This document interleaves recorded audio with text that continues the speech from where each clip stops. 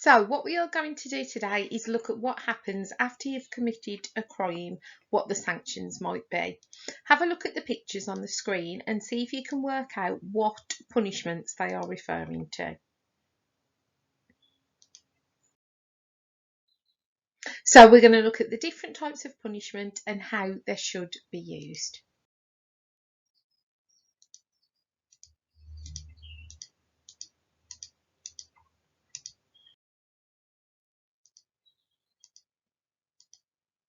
There are two main types of punishment in this country, custodial and non-custodial.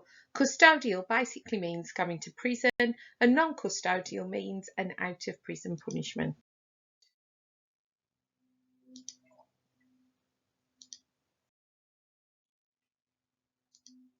So the types of punishment that are available, we've got community service, which is a non-custodial punishment where you have unpaid community work which lasts between 40 and 240 hours. This could be things like painting fences, collecting rubbish, planting trees. Custodial, where you go to prison or detention centres. Fines are the most common form of punishment in this country, and it's where you have to pay a certain amount of money to the courts. Obviously, if you committed a crime because you are in debt or because you need money, fines aren't the best punishment. Suspended sentences is where you're given a prison sentence but you don't actually serve it in prison. So you only go to prison if you commit another crime in that time.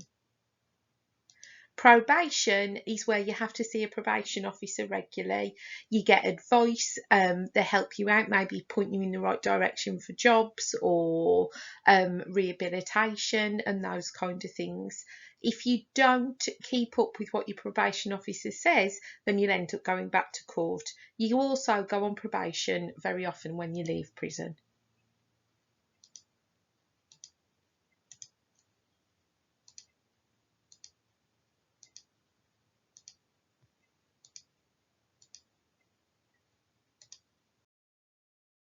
So what are some of the advantages and disadvantages of each of these types of punishment then? Make yourself a chart like this one on here, press pause, and as we go through, we're going to fill in advantages and disadvantages of each one.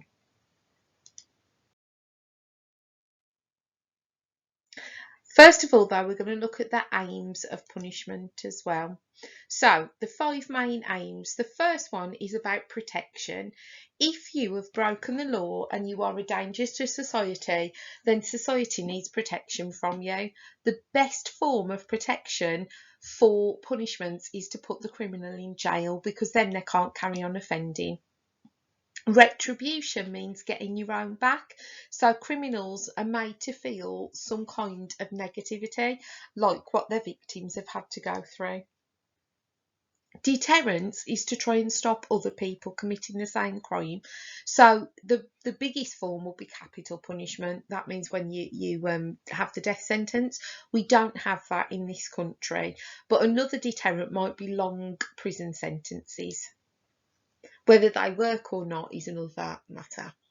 Reform, so to try and change the character, to try and get them to get rid of their criminal ways and provide them with opportunities to become responsible citizens.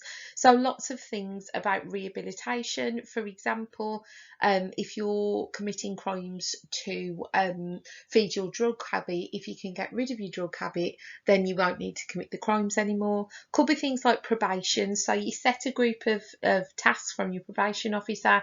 They try and help you sort your life out. They put you back on the right track. You carry on with it. You're reformed. And community service to try and add back to the community.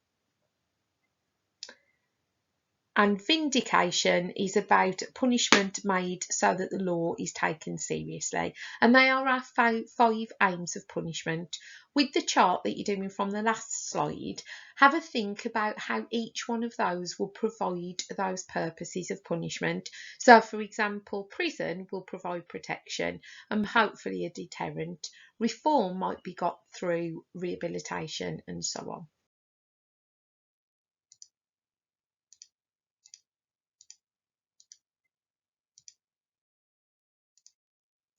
Okay, so we're going to look at the purposes of sentencing.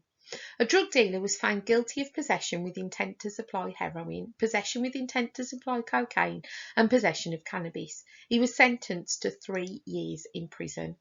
The judge was very clear in what the purpose of this sentence was.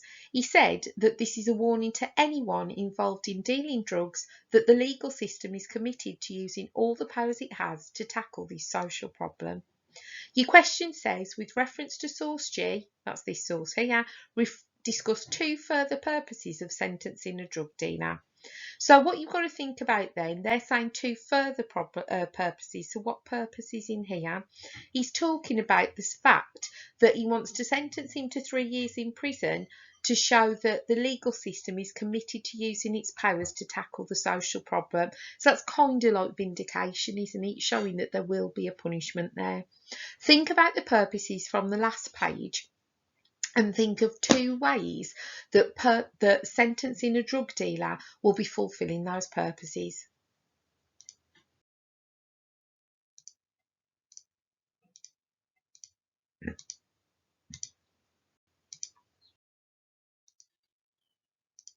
So, for example, you might talk about protection.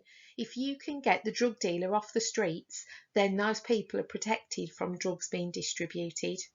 You also might talk about reform, and that perhaps while the prisoner is in custody, that maybe he might be able to get off drugs himself and no longer supply them.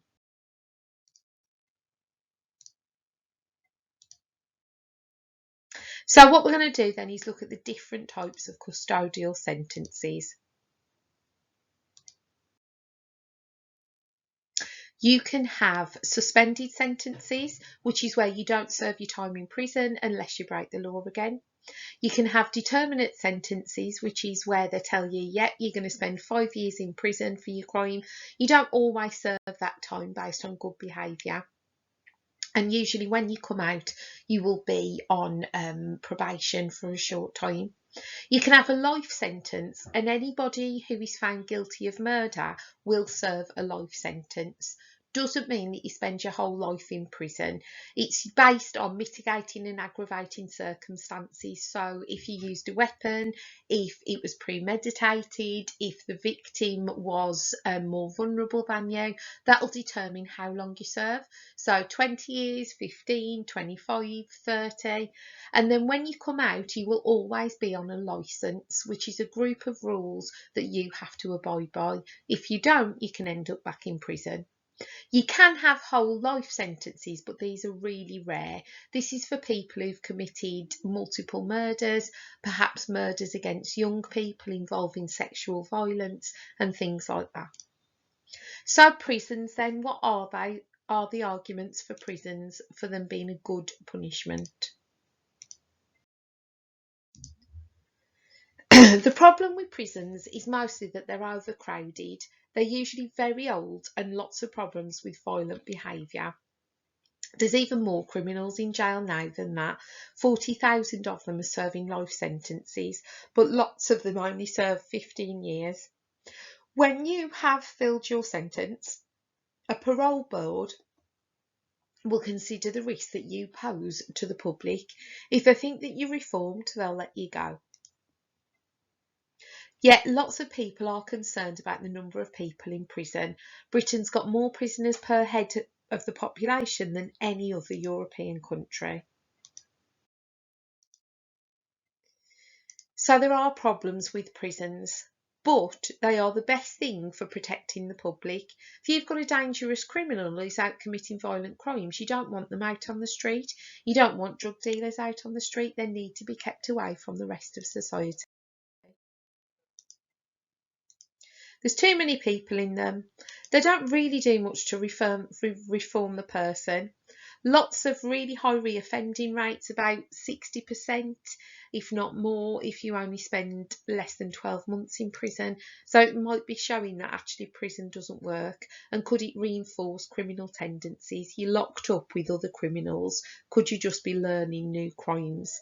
Lots of families fall apart when people are locked away for a long time as well. And it's very difficult to gain employment once you have been released from prison. It also costs about £30,000 per year to keep one prisoner in custody, so it's a really big drain on resources. For prisons, if you lose your freedom, you can't continue to offend. No other form of punishment offers that same level of protection, and they can be given some education and skills prior to their release. And sometimes it will teach people a lesson. It could be argued it's a deterrent. So, 8-mark question. Putting people in prison is the best way of dealing with those who commit crime as prison works. Considering a range of views, to what extent do you agree or disagree with this statement? This question's essentially asking, is prison a good punishment? And you have to do your for and against. Remember, you start off with how far you agree or disagree.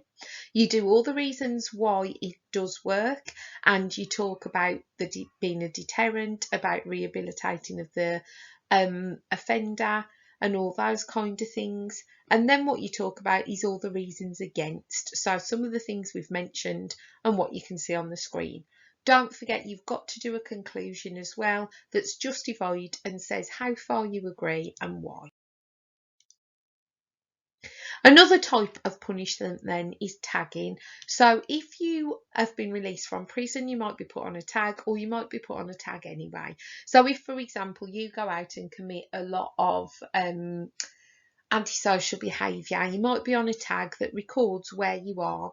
So if you're in your house between the hours of 7 in the morning and 7 at night and 7 in the morning, then you're okay. It's usually those times, and if not, it sends an alarm off and they know that you've broken the terms of your tag.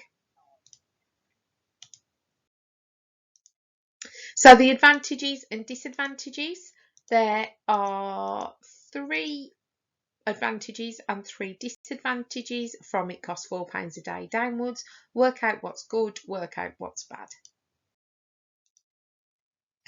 So if any of you recognise this man, he's a man called Jonathan Woodgate, and he was involved in an attack on 2 Asian people a while back. He used to be a Premier League footballer. He's a manager now. And this attack, it believed, had racial motivations. So there was some racist language going on.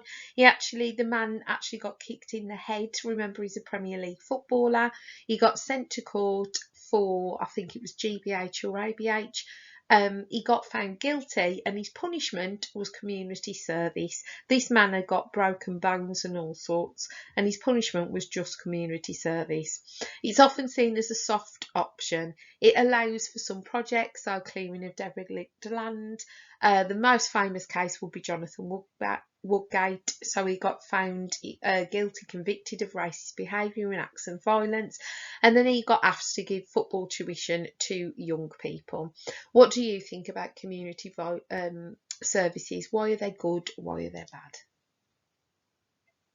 There is also a point as well that very often they have to wear bright orange vests, so they're quite identifiable. Think about the psychological impact that might have on the people. Is it a kind of shaming thing in public like we used to do in the Tudor times? Or do people have to know, actually, these are criminals, they're dangerous, we need to keep away? Ancillary orders. These are orders the court can put in place to redress the harm caused. So, for example, if you have fraudulently got some money, or if you have taken some money that wasn't yours, you could have a compensation order to pay the money back. If you've been speeding or drink driving, you might get disqualified from driving. If you have been playing your music really loud and it's causing upset to people, you might get your musical equipment taken off you. They are orders that directly address the crime that has happened. So maybe you've been harassing someone, you get a restraining order. You've got to keep away from the person. These are fairly quite new things that have been put in place, and they're very good because some people might be really upstanding citizens apart from this one part of their behaviour. This then doesn't waste time putting them in prison. isn't giving them treatments and rehabilitation for things they don't need. It directly addresses the cause of the crime. So they are considered really good forms of punishment. But is it enough? Are these people getting enough of a sanction? So effectiveness of sentences. If you serve less than 12 months in prison, 59% will reoffend. 1 to 4 years is 36%, 4 to 10, 27%, and if you serve 10 plus years, 18% of people will reoffend. Civitas, who are a think tank, said that if you lengthen sentences, then that's going to reduce reoffending. So if somebody goes to prison, you put them in prison for longer, it'll act as a deterrent and they're not going to commit crimes anymore. NACRO, which is a prison reform group, said that long sentences just delay reoffending. The reoffending will still happen. And if you imagine there are many more people who are serving those lesser sentences, there's fewer people on the longer sentences, so of course there's going to be fewer crimes committed. So what is the evidence showing us about longer prison sentences? But what could you say might be other factors? For example, think about the types of crime that are committed. If you're going to prison for a shorter sentence, it's for a lesser, lower level crime. Those type of crimes you're more likely to do again. But a bigger crime, if you're going to prison for 10 plus years, that's probably because you've murdered someone or, something similar.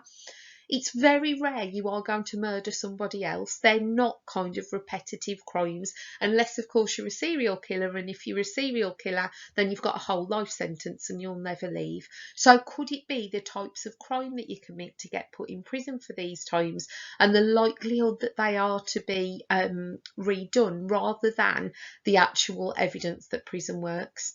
Could it be about the age of prisoners? If you go to prison as a 20-year-old for, say, 6-8 months, you come out, you're still young, you could still commit the same crime because you've probably still got the same problems going on in your life. If you go to prison for 15 years as a 20-year-old, you come out, you're 35, you've probably missed the time to make, find yourself a partner, have children, settle down in a job. So perhaps you're less likely to go back to those childhood ways.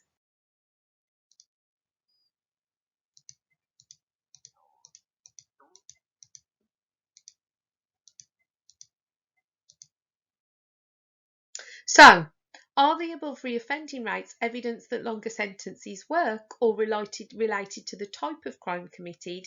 So you're more likely to steal something again with a shorter sentence, but less likely to murder or commit GBH again for the longer sentence. There's no right or wrong answer to these. It's just different possible explanations of statistics. And remember, we always have to critically look at statistics. The Howard League of Penal Reform have some recommendation for prisons.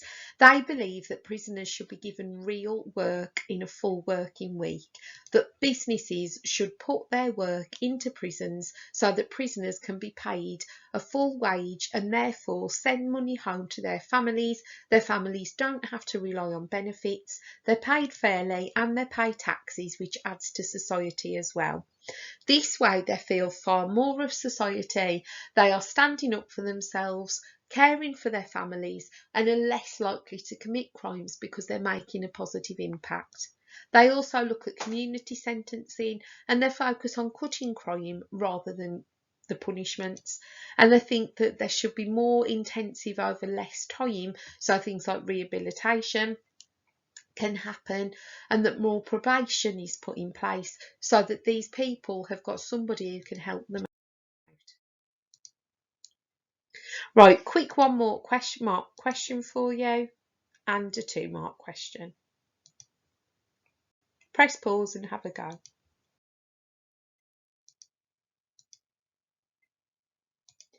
And another 1-mark question.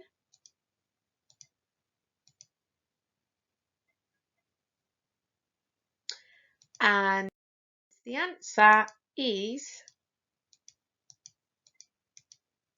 a mandatory life sentence. That doesn't mean that you will spend your life in prison, as mentioned earlier. It means you spend either 15, 20, 25 or 30 years or even more in prison and the rest of your life on a licence. So you follow a set of rules, keep in touch with probation. If you break the licence, you go back to prison.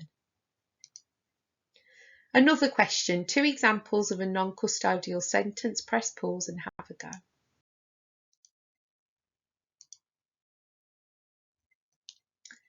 The last thing that we can look at then is capital punishment. It still exists in many places around the world. We don't use it and we haven't used it for ages. The USA do. Some of the methods then are quite horrific and quite graphic. Things like beheading, things like stoning to death, so the person is buried up to their chest or their waist, depending if they're male or female, and thrown stones at about the size of a palm until they die. Hanging is still used in 2 states. Firing squad, so killing people with a firing squad, is still used.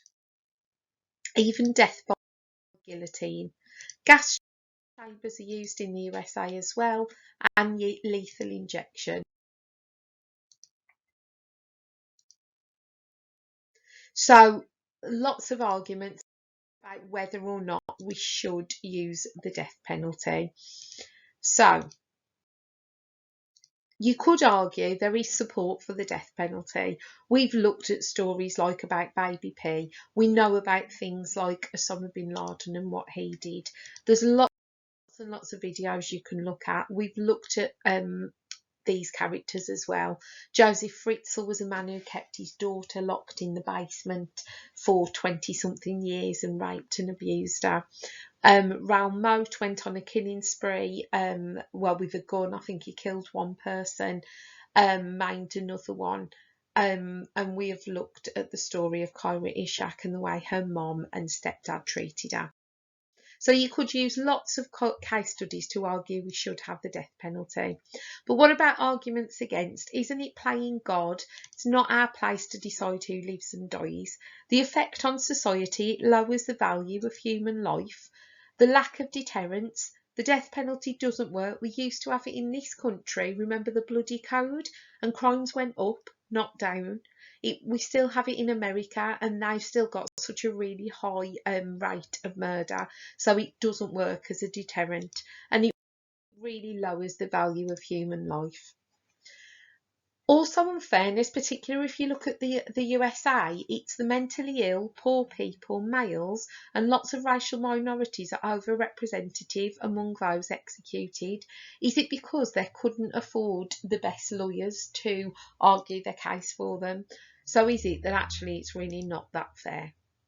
And lots of chance of error. It's not like you can go back, let them out of prison and pay them a fee to pay off the hurt they've caused. They're dead. You can't go backwards.